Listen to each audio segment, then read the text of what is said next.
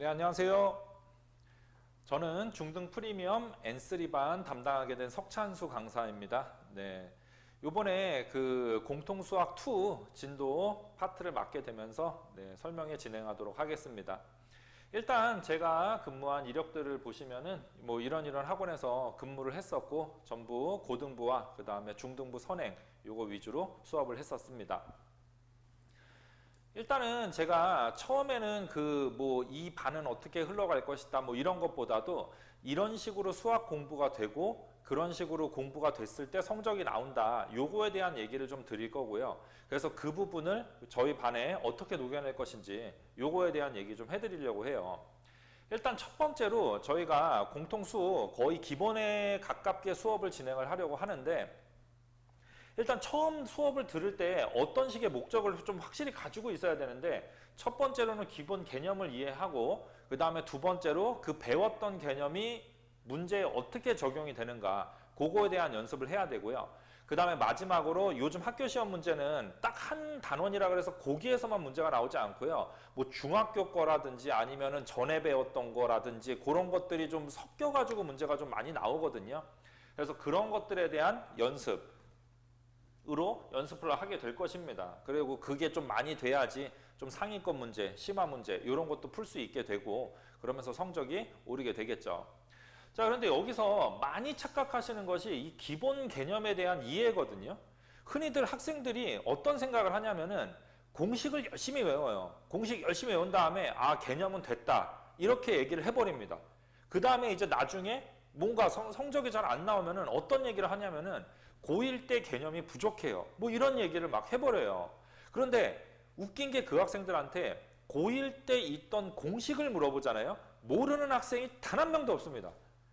그러면서 자기는 개념이 그거라고 생각하고 공부를 했고 그 다음에 그것을 잊어먹지도 않았고, 그런데 고2, 고3 돼서는 고1 개념이 부족하다고 얘기를 한단 말이죠.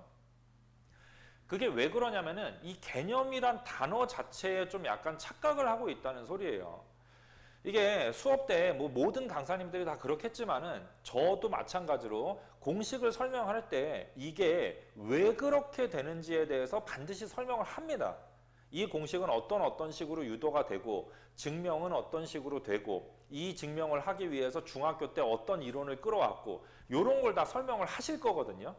그런데 99% 학생들은 어떻게 생각을 하냐면은 저거 지루하다, 필요 없다, 그래서 결론적으로 나오는 공식이 뭐냐 이것만 열심히 들어요. 그러면서 수업 들을 때 그런 증명이라든지 과정에 대한 필기는 단 하나도 하지 않죠.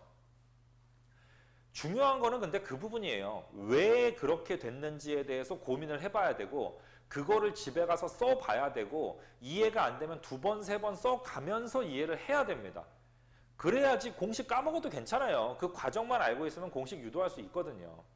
저 같은 경우는 수업할 때 이 개념 설명을 할 때 왜에 대한 얘기를 정말 많이 합니다. 정말 많이 하고 쓰라고도 되게 강조를 많이 하고 너네가 말로도 설명할 수 있을 정도가 돼야 된다라고 강조를 많이 해요. 그리고 그 과정이 정말 필수적이라고 생각을 합니다. 그래서 그런 식으로 수업을 하게 될 거고요.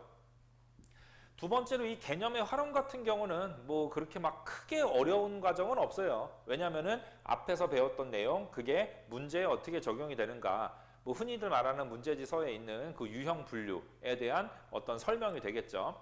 그래서 그 하나의 공식을 가지고 하나의 문제를 푸는 그 과정들이 되게 될 겁니다.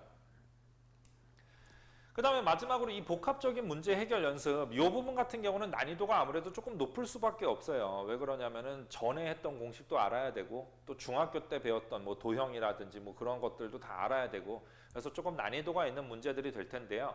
저 같은 경우는 그 문제풀이 시간에 보통 요거를 다루게 될 것이고, 그 다음에 설명을 할 때 옛날 거 공식들까지 다 끌어와서 이게 뭐가 있었고 이런 거를 다 설명을 해주는 편입니다.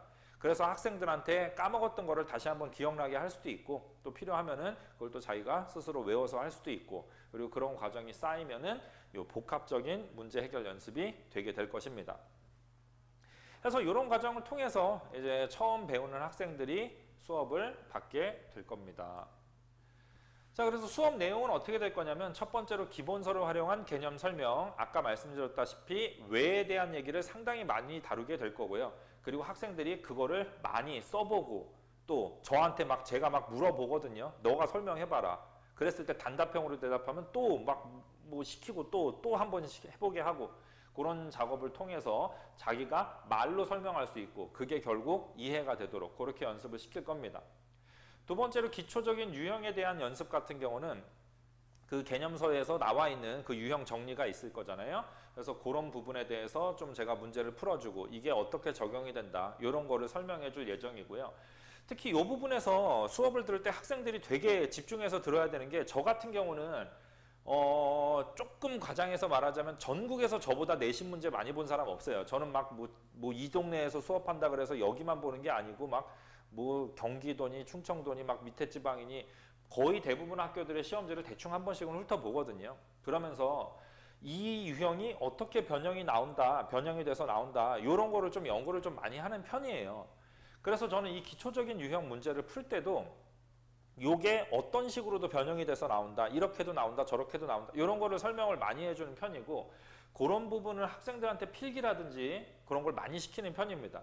왜냐면 한번 봐둬야지 나중에 기억이라도 날 수 있거든요. 그래서 요거는 기초적인 문제지에 있는 유형 플러스 변형이 어떻게 해서 나오는가 그거에 대한 수업이 진행이 될 겁니다. 그리고 설명 뭐 아무리 잘해놓고 문제 뭐 좋은 거 갖다가 풀리고 이래도 뭐 자기가 틀렸어요. 근데 그거에 대한 뭐 피드백이라든지 다시 한번 풀어보는 과정이 없으면은 체득이 되지가 않겠죠. 그래서 학원에서 클리닉 시간을 통해 가지고 그 틀린 부분에 대해서 다시 한번 질문을 한다든지 아니면은 전에 배웠던 내용에 대해서 테스트를 본 다음에 거기 오답에 나온 거를 또 한번 풀어본다니 다음 시간에 또 풀리거든요. 오답은 정리를 해가지고 그런 식으로 해서 자기가 좀 못 풀었던 거에 대해서 반복적으로 연습을 시키면서 못 푸는 문제는 없게 제가 준 것 중에서 못 푸는 문제는 없게 그렇게 연습을 시키도록 하겠습니다. 자, 그래서 저희 반에서 수업을 듣게 되면은 첫 번째로 기초를 확실하게 만들어 드립니다. 이 기초란 거는 제가 아까 말씀드렸던 대로 단순한 공식의 암기가 아닌 그 증명, 이해, 이유 이런 것들을 확실하게 설명을 할 것이고 이거를 애들한테 주구장창 물어봐가지고 애가 설명할 수 있을 때까지 그렇게 만들 겁니다. 공식의 암기는 사실 그냥 한두 번 보면 외워져요. 그건 그렇게 크게 중요한 건 아닙니다. 그러나 왜 그렇게 되는지가 나중에 어려운 문제를 풀 때 아이디어로도 작용할 수가 있고 그 다음에 뭐 공식을 까먹었어요. 그러면 뭐 자기가 알고 있는 그 왜 그런지에 대해서만 잘 알고 있으면 그 자리에서 그냥 공식 이거 이렇게 되니까 이거였구나 하고 만들어낼 수도 있고요.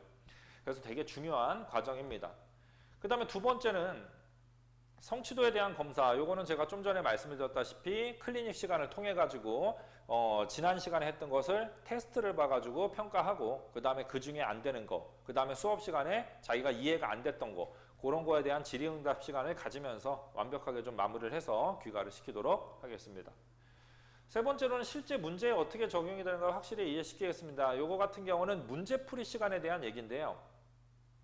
아무래도 공수 1 같은 경우는 좀 심한 문제풀이가 좀 들어가게 될 거예요. 요거는 학교에서 흔히 뭐 1번부터 20번까지 있다 하면은 뭐 15번 이후에 나오는 물론 저희가 선행반이니까 막 진짜 킬러 문제 막 이런 것까지는 다루지는 않을 예정이지만 흔하게 나오는 어려운 고난도 문제들이 있어요. 그런 거에 대한 거를 좀 다루면서 어떤 이론이 있었고 그게 어떻게 적용이 되고 또 얼마나 섬세하게 문제를 풀어야 되는지 이런 거에 대한 것을 보여주겠습니다.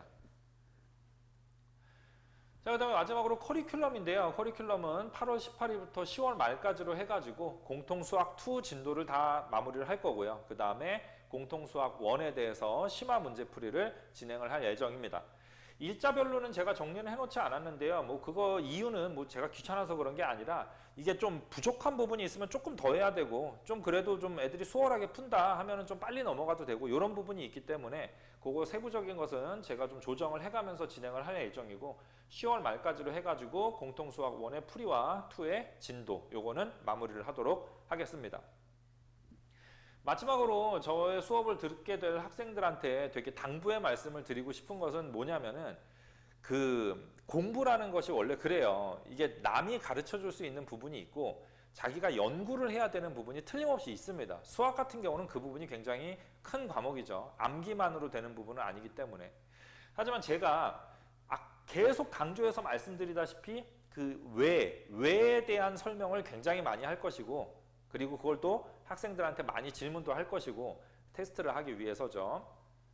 그렇기 때문에 그 외에 대한 이해를 스스로 좀 이렇게 고민을 해보는 그런 자세를 좀 가지고선 수업을 들으시면 효과가 더 좋지 않을까, 이런 생각이 좀 들어요. 이 고민 없이 그냥 학원에 와서 저 사람이 그냥 떠드는 대로 연습하고 숙제 주는 대로 그냥 뭐 풀어오기만 하면 되겠구나, 이런 마음으로는 사실 뭐 힘듭니다. 수학은 솔직히 말해서 누가 가르쳐도 힘들어요. 자기가 진짜 왜 그런지 궁금해하고 그거를 좀 파고드는 그런 마음을 가지고 수업을 들으면은 훨씬 좋은 수업 제가 준비해 놓도록 하겠습니다. 네. 여기까지입니다. 네, 석찬수 강사였습니다. 감사합니다.